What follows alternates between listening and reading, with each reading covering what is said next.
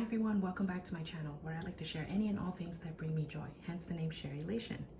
Today I wanted to talk a little bit about some of my impulse purchases.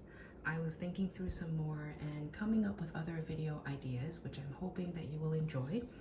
And I just thought through in my past luxury purchases, what are some things that I didn't really intend to buy, and when I was in the store, I saw the item, I decided just to go for it.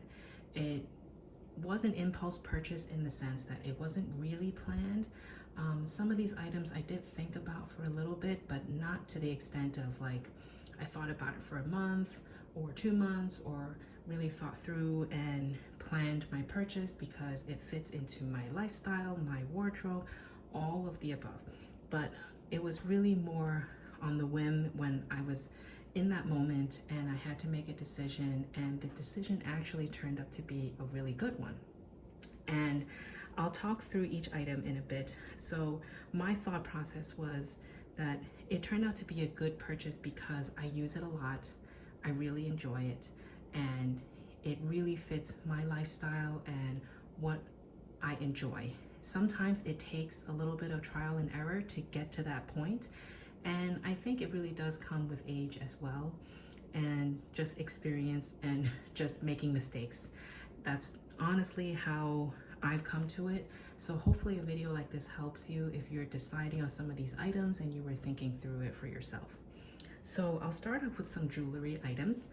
A couple years ago, I was in London for a business trip, and I was traveling with my manager at the time, and we decided to go into Cartier. And I decided at that moment, like, why not? Let's go in and take a look, because she wanted to look. And I really did not intend to buy anything until I walked in, and I always knew about Cartier.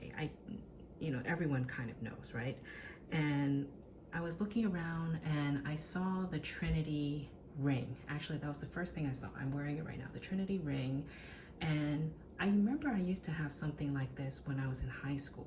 Of course, it wasn't Cartier, but it was very similar, where I think it was like a stack of 5. When you kind of roll it on your finger, it kind of looks like this, and it brought back a lot of memories for me. And I remember I really liked that at that time. Fast forward now, I decided that's a nice, thing to add to my collection, because at that time I didn't really have a lot of fine jewelry from any luxury brand. So that was kind of my first venture into Cartier for sure, and luxury jewelry. So I decided to buy it, and then I looked next to it and I saw this necklace, the matching necklace. This is the small size, the small Trinity necklace. And I really do like my sets. I don't know why. I just like not having to think about matching things. And I know you can mix and match anything, and everyone is very unique in their own style. I just find it less of a headache to really kind of mix and match things. So I opted to get the necklace and the ring together, because at that time it was pre-Brexit. I'm pretty sure it was pre-Brexit. So the prices were a lot better in London versus in the States. And at that time, I wasn't able to go anywhere else besides London for my business trip. So it was tax-free and it was pre-Brexit. So the prices were better. And I did kind of do a quick comparison with the US prices. So I decided at that moment, yeah, I'm getting the ring and the necklace. Fast forward, I think later on in that year or the next year, I received this matching bracelet as a gift, and I also got these earrings as to complete the set. So this is kind of in the same theme of matching to the size of the necklace. So the bracelet and the necklace actually is the same exact size for the Trinity circle. And these are the small earrings, where it's not the bigger ones, because you can see it's small, just to match to the theme of the necklace and the bracelet. So I do have the complete set. I wear this all the time, literally 24/7. I can even say it's probably been more than a year since I've even switched out of at least the necklace and the earrings. The bracelet I also keep on all the time. If you see my videos, you always see that this bracelet is on me. I do switch out the ring because the ring is a little easier just to switch in and out, which leads me to my next item. So I realized for myself that I am very lazy. I don't like to switch out of my jewelry too often, and when I do, I stick to wearing it for an extended period of time. For this case, I think I really got my cost per wear down because I've been wearing this set for years and I really enjoy it. So it makes me realize like I shouldn't have to look for more things, even though it is tempting sometimes, and I see people talk about it on YouTube and I see other items and I'm like, oh, that could look really nice and I think I could enjoy it, but I have to realize that I am the way I am. I don't like to switch out of my jewelry too often, and when I do, it's, you know, it's for a long time. So the next piece is something I saw on Fashion File actually. This is the Kelly ring. Hopefully it will focus. This is the Kelly ring, and I saw this on Fashion File. I didn't really intend to buy it again, but I saw it and I'm like, oh, I really like this design. I really like the Kelly lock, and as you know, the Kelly bag is not so easily accessible. I do have some of the Kelly bracelets, the leather bracelets, so I have the cuff, the wider one, and the more narrow one, and when I was in Hawaii a little while ago, I have the slimmer one, the light blue in the Kelly, with the Kelly buckle. So this was my first sort of Kelly purchase, which I really enjoy. I've been wearing this ring for a long time as well. I just recently swapped it for the Cartier Trinity because I wanted to just rotate my things and use them. So this has been really a joy to use because it has a good amount of thickness to make it somewhat substantial, and the edges actually are very easy to wear. Like it doesn't scratch your skin because it's very smooth. So I really enjoy it. I do have to clean it. It's been a while, but I really enjoyed this and I felt like it was a really good purchase on my part. Cost per wear very low as well.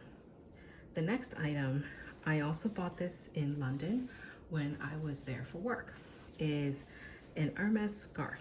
This is a silk scarf in the 140 centimeter. Now, I think it's sometimes a little bit too big, but I do enjoy using it when I can. It's really hard to show the design or the graphic, but what I really enjoyed about this is another thing that I've come to realize is you notice that this scarf has only two different colors. It's the navy blue and like this sort of cream white color. Very minimal in terms of multiple colors, only two colors. And the design is very, I mean, there's a design there. I mean, you can see it when you lay it out, but when you're wearing the scarf, you don't really see a whole lot of it. All you will really see are the two colors. That's when I realized that this is right up my alley at this point in my life. I do like color. I do like seeing a lot of different colors and vibrant designs. I just feel like when I wear it, it's a little too much. I do have two other scarves that are quite floral, not floral, but has multiple colors. And I do try to wear it. I just feel like it's a little too much sometimes, but I try to use what I have. But I've come to realize that I really liked this because of the simplicity in the color palette, and it's very like easy to wear. Like it can match anything, and I tend to wear a lot of neutral colors, blacks, grays, navies, and this would match all of that. So it made me realize like why I liked it so much. I do have to rotate this a little more. It is heading towards the summer here in the States, so I feel like it's going to be harder to wear this in the summer, but I think I can use it like when, you know, there's air conditioning indoors, and it can get quite cold, and it's very easy to pack away. So I will try to use it as often as possible. But I realize that this was a really good purchase because it really matches my lifestyle. It matches what I wear and all of that. It's really, really, easy to use. So the last two things you can see here, I've talked about these two bags quite a bit, so I won't go into too much detail right now, but it is the Goyard Plumette bag.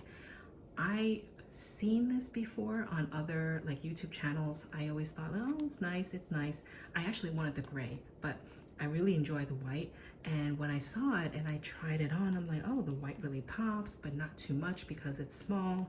And as I started using it, as you know, I use this quite a bit.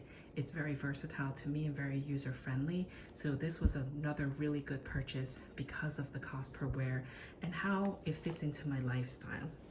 Similarly, the puzzle bag, I got this in London pre-Brexit, so the pricing was pretty good at that time. And at that time, like, I knew about the puzzle bag. I've seen it a lot. I actually wanted the tan color because I felt like that was more classic and it could match everything. So I was deciding between this and that. And the sales associate convinced me to get this because this is also very neutral and it's a little bit different. It's not as common as the tan color, which many people have. So I decided to just go for it because I really was looking just for the tan color, and I really don't regret it. I love this bag so much. It's so easy to use, carefree, leather quality is great, and I found it to be a very good impulse purchase on my part because I wasn't expecting that color. So that's it for this video today. I hope you found it helpful, and if you have any questions, please leave me a comment down below. I'd love to have a conversation with you there, and please give a thumbs up if you liked it. Thanks, and have a great day. Bye.